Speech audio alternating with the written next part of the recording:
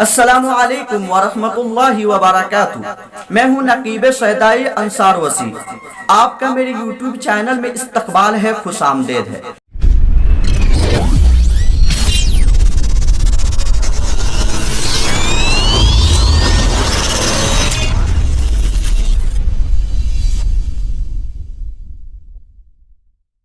मोहतरम नाजरीन, बहुत तवील मुद्दतों के बाद इस वीडियो के जरिए आपसे रूबरू होने का शर्फ हासिल हुआ। मोहतरम नाजरीन, फिर से मैं एक नई वीडियो के साथ आप हजरात के रूबरू आया हूँ और इस वीडियो में आपको बताऊंगा कि हुजूर सल्लल्लाहु अलैहि वसल्लम की सुन्नतें क्या है और हुजूर सल्लल्लाहु अलैहि वसल्लम अपनी जिंदगी को सुन्नत के मुताबिक और एक अच्छे अंदाज में कैसे गुजारा है, वो मैं आपको लेसन टू लेसन बताऊंगा। मोहतरम नाजरीन, आज मैं बताऊंगा कि गुस्ल में कितनी सुन्नतें हैं और गुस्ल जो नहाने के वक्त जो आदमी नहाता है तो उसमें बाज लोग ऐसे होते हैं कि सुन्नत के मुताबिक गुस्ल नहीं करते और बाज लोग ऐसे भी होते हैं कि फराइज भी उनसे छूट जाता है। गुस्ल में जो सबसे ज्यादा जरूरी है और फर्ज है, जिसके छूट जाने से आपका गुस्ल नहीं होगा, आप पाकी हासिल नहीं कर पाएंगे, ही मालूम होने की वजह से वो ये चीज को छोड़ देते हैं और उनको ये पता नहीं होता कि मेरा गुस्ल हुआ या नहीं हुआ, मैं पाक हुआ या नहीं हुआ।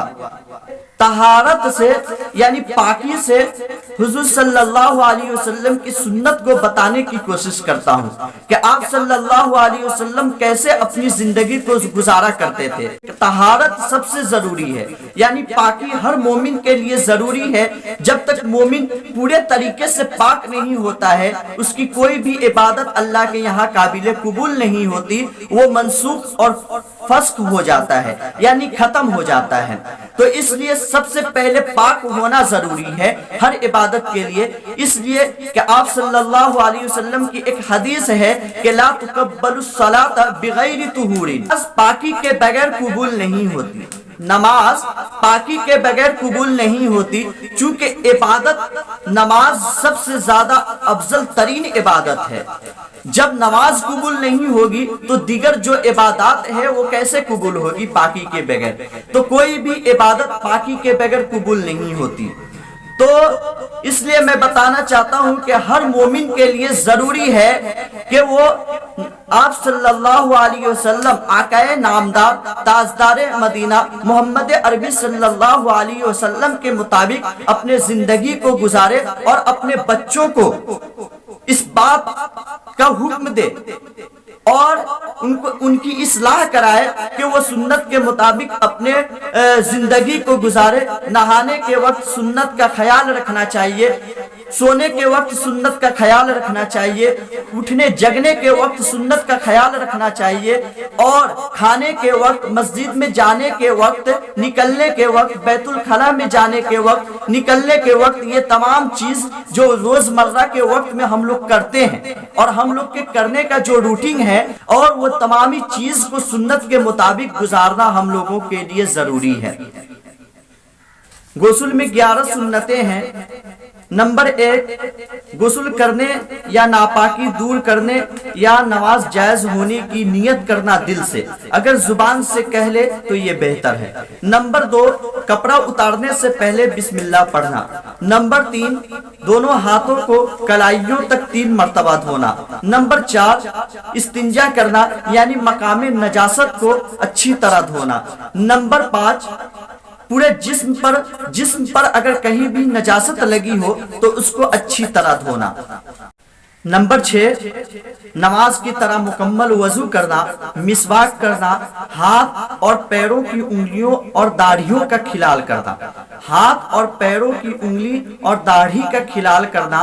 और अगर गुस्ल से पहले आपने वजू नहीं किया तो गुस्ल के अंदर खुद ब खुद ही वजू हो जाता है और वजू बाद में वजू करने की जरूरत नहीं।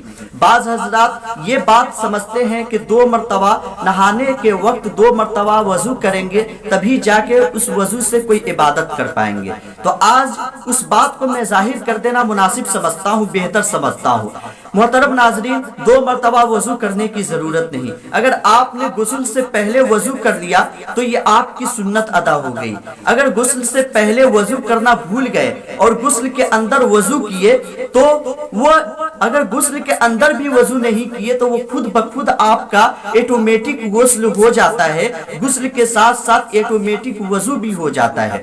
تو آپ اس وضو سے آپ نماز بھی پڑھ سکتے ہیں، اور وہ عبادت جس عبادت کے لیے وضو ضروری ہے، یعنی وضو فرض کر دیا گیا ہے، تو وہ عبادت آپ کے لیے کرنا بہتر اور کر سکتے ہیں اور جائز ہے۔ نہاتے وقت یہ خیال رکھنا چاہیے کہ ناک اور منہ میں پانی جانا چاہیے، اس لیے کہ جب ہم نہاتے ہیں تو ایٹومیٹک غسل کا پانی ہر جگہ پہنچ جاتا ہے، ہر اعضاء میں پہنچ جاتا ہے، لیکن منہ اور ناک میں نہیں جا پاتا۔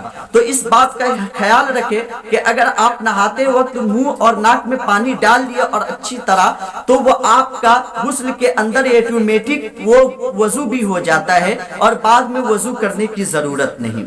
اور اس وضو سے آپ نہانے کے وقت جو ایٹومیٹک وضو ہوتا ہے تو اس وضو سے آپ وہ بھی عبادت کر سکتے ہیں جو عبادت کے لیے وضو فرض ہے، وضو ضروری ہے، اور بعد میں اس عبادت کے لیے آپ کے لیے ضروری نہیں کہ دوسرا اور دوبارہ وضو کرے۔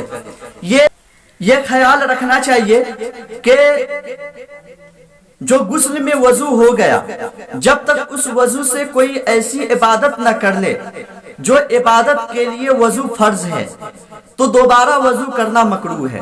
نمبر 7، سارا جسم پر 3 مرتبہ پانی بہانا۔ نمبر 8، ترتیب وار غسل کرنا، یعنی جس طریقے سے میں نے نمبر 1 سے میں نے ترتیب وار بتایا ہے اس طریقے سے غسل کرنا یہ بھی سنت میں داخل ہے۔ نمبر 9، کھلی جگہ ہو یا بغیر چھت کے غسل خانہ ہو تو وہاں پر کپڑا پہن کر، یعنی جو پتلون وغیرہ لنگی وغیرہ ہو تو اس کو پہن کر غسل کرنا یہ سنت ہے، برہنہ بدن غسل نہ کرے۔ نمبر 10، ایسی جگہ کہ جو تنگ و تاریک ہو، یعنی بہت تنگ ہو، چھوٹی ہو، تو وہاں پر آپ برہنہ غسل کر سکتے ہیں، یعنی برہنہ بدن ننگا ہو کر غسل کر سکتے ہیں، لیکن بیٹھ کر کرنا سنت۔ 11، غسل اگر فرض ہو بسم اللہ الرحمن الرحیم صرف پڑھ لے یہ کافی ہوگا۔ اور میری ویڈیو کو لائک اور شیئر کرے، میرے چینل کو سبسکرائب کرے۔ پھر میں آپ کو اگلی ویڈیو کے ساتھ آپ سے ملتا ہوں، جب تک کے لیے الوداع۔ السلام علیکم ورحمۃ اللہ وبرکاتہ۔